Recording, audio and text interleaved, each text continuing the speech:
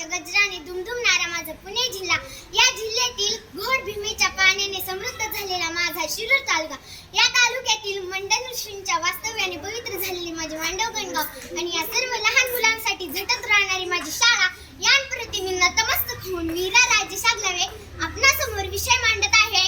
आम्हाला आजी आजोबा हवेतच. आजी आजोबांचं प्रेम त्याला बासुंदीची गोडी, आजी आजोबांचं प्रेम त्याला बासुंदीची गोडी. त्यांच्या प्रेमासाठी आम्ही मुलंवेडी, त्यांच्या प्रेमासाठी आम्ही मुलंवेडी, असं मला वाटतं. आणि आमच्या आजीला काय वाटतं ते सांगू. दुधापेक्षा साय गोड, दुधापेक्षा साय गोड. नातवंडांच्या प्रेमाला जगात नाही तोड, नातवंडांच्या प्रेमाला जगात नाही तोड. हो, आजी आजोबा हवेतच आम्हाला. का ते सांगू. आमच्यावर संस्कार करायला, संध्याकाळी गोष्टी सांगायला, माया करायला आजी आजोबा हवेतच. आजी आजोबा या दोनच शब्दात सर्व मुलांना स्वर्ग दिसतो.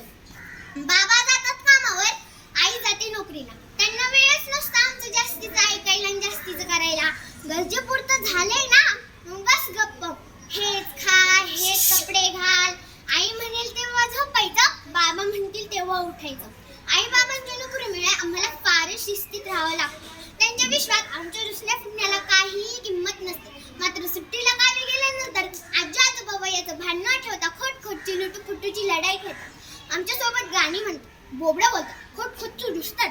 किती मजा येते काय सांगू. आजी आजोबांचं प्रेम असं काही, आजी आजोबांचं प्रेम असं काही. कोण जास्त लाड करतं तेच कळत नाही, कोण जास्त लाड करतं तेच कळत नाही. सुट्टीला गावी गेल्यानंतर आई रागवली की आजी जवळ घेते. बाबांचा धपाटा आजोबांमुळेच. तू काय करायचं लहानपणी सांगू का, असे आजी जेव्हा बाबांना म्हणते ना, तेव्हा बाबांचा चेहरा बघण्यासारखा होतो. किती मजा येते. लहान नातवंडांना घोडा बनवून घर फिरवताना आजोबांना आपल्या दुखऱ्या पायांचा विसर पडतो. लपंडाव खेळताना राज्य नेहमी आजीवर. आजी आजोबांची खुशी म्हणजे जगातील सर्वात सुरक्षित जागा. पण या आई बाबांच्या नोकरीमुळे आम्हाला हा आनंद दररोज नाही मिळत. माझी आजी म्हणजे संस्काराचं विद्यापीठ. तिने मला लहानपणी शुभम करोती, हनुमान चालीसा, कालभैरवाष्टक, मारुती स्तोत्र, पसायदान शिकवले. तिच्यापाशी बसून देवपूजा करायला फार छान वाटते. माझी आजी सर्व देवांच्या गोष्टी इतक्या छान सांगते की मला असं वाटायच्या आजीच्या लहानपणी काय सगळे देव आजीच्या शेजारीच राहिले होते की काय. आजीशिवाय संस्कार नाही, आजोबांशिवाय संघर्ष नाही. आजीशिवाय संस्कार नाही, आजोबांशिवाय संघर्ष नाही. आणि आजी आजोबांशिवाय चार भिंतीचं घरही नाही. आणि आजी आजोबांशिवाय चार भिंतीचं घरही नाही. मला असे वाटते मला शाळेत सोडवायला घ्यायला आजोबा यावे. शाळेतून घरी गेल्यावर आजी माझी वाट पाहत उभी असते. आज काय काय झाले ते तिला सांगावे, मैत्रिणींबरोबरची भांडणं सांगावी, बाईंनी केलेले कौतुक सांगावे, तिच्या गळ्यात हात घालून आज काय खायला बनवायचं ते सांगावं. पण येथे आजी आजोबा नसतातच ना. मी आज बाबांना सांगणार आहे, तुम्हाला आमच्यासाठी वेळ नसतो.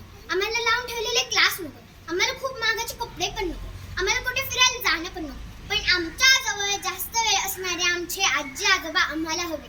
मी माझ्या भविष्याची सतत काळजी करणाऱ्या आई बाबांना सांगणार आहे. बघा त्या राजमाता जिजाऊ, त्यांनी केवळ शिवराज नाही तर रणधुरंधर छत्रपती संभाजी महाराज यांना पण घडविले. एका आजीनेच एक महापराक्रमी नातू घडविला ना, तसे आमच्या आजी आजोबांकडे पण आम्हाला घडविण्यासाठी शिदोरी आहे. उस घर के संस्कार कभी उन लोगों से अलग नहीं हो सकते, उस घर के संस्कार कभी उन लोगों से अलग नहीं हो सकते जहाँ बुजुर्ग अपने बच्चों के साथ रहते हैं, जहाँ बुजुर्ग अपने बच्चों के साथ रहते हैं. आजच्या स्पर्धेच्या निमित्तानं आजी आजोबांची ही मनातील मागणी मागता आली.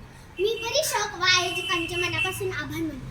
शेवटी भाषण संपविताना एवढेच सांगेल, लड़ सकते हैं जो हमारे लिए भगवान के आगे, लड़ सकते हैं जो हमारे लिए भगवान के आगे, सच कुछ नहीं और बढ़कर बुजुर्गों की दुआ के आगे, सच कुछ नहीं और बढ़कर बुजुर्गों की दुआ के आगे. एवढे बोलून मी माझ्या बालविचारांना विराम देते. जय हिंद, जय भारत.